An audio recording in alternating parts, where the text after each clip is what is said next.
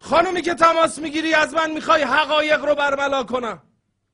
خواهر من، هموطن من، برادر من، عزیز من، بی ناموس، بی شعوری که زنگ میزنه اینجا فحش میدی، هرچی لایق خودت و خانوادت به من میگی.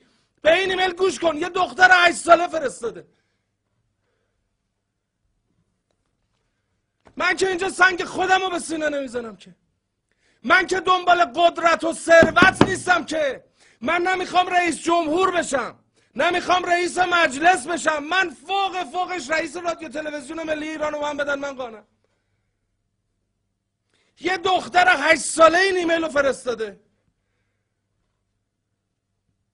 آقا عوضی که زنگ میزنی فحش، کجا بودم؟ آها، بی شرف، وطن فروش، آشغالی که زنگ میزنی اینجا فحش میدی. این ایمیل یه دختر 8 ساله فرستاده، خواهر 8 ساله تو، هموطن 8 ساله تو، بی غیرت. گوش کن،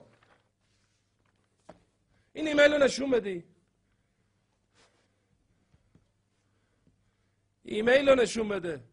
خاک تو سرت، با اون ایمیل نشون دادنت برگرد. یه دختر 8 ساله ایرانی این ایمیل رو برای من فرستاده، با قلبش، با قلمش، با روح پاک ایرونیش، با روح آریاییش این ایمیل رو فرستاده. میخوام دقت کنی. نوشته جیگر طلا. مگه من قرار نبود دیشب بیای تو چت روم؟ نه این نیست. بله همینه، دختر 8 ساله از ایران، از وطنم، از پاره تنم اینو نوشته. درود بر شما آقای بهرام آریایی عزیز. درود بر تو دخترم. آقای بهرام آریایی، ما در اینجا هیچ تفریحی نداریم، هیچ امیدی نداریم، هیچ خوشی نداریم. پس دلمان به کی خوش باشد جز به شما و کانال شما. پس اگر ممکنه از هر جور که می شود این کانال را حفظ کنید تا ما شما را ببینیم و آگاه باشیم، تا همه چی آزاد شود و ما خوش باشیم.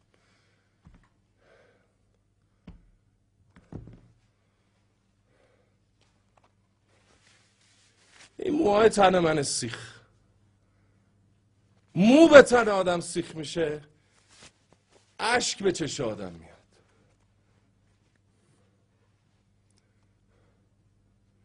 پوفیوس زنگ میزنی فحش میدی. اینو یه دختر 8 ساله نوشته با روح پاکش.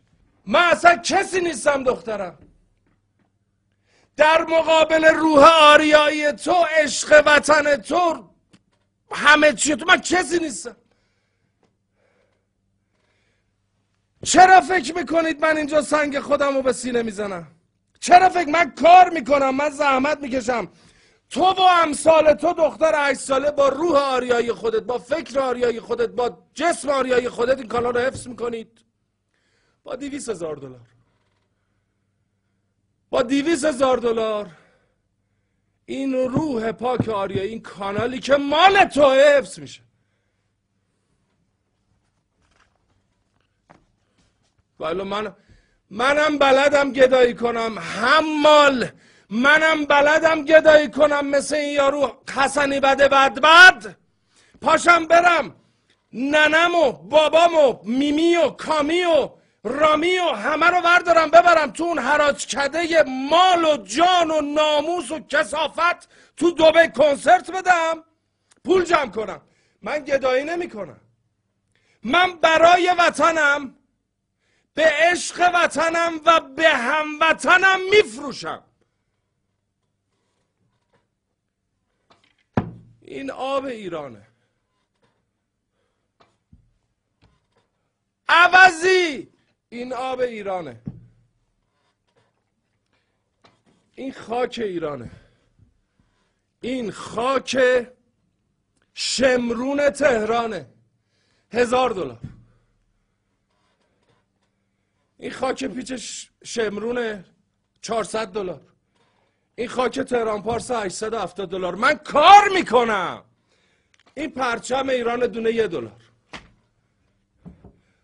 باد ایران هم هست که تازه رسیده.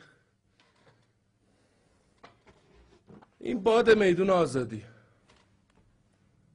$1000. این باد دربنده $1000. اینو از اون ور میاریم. 2 تا چیز دیگه هم هست مسافری میرسه که از بقیه این بادا ارزون تره. اینا 3 تاش $100.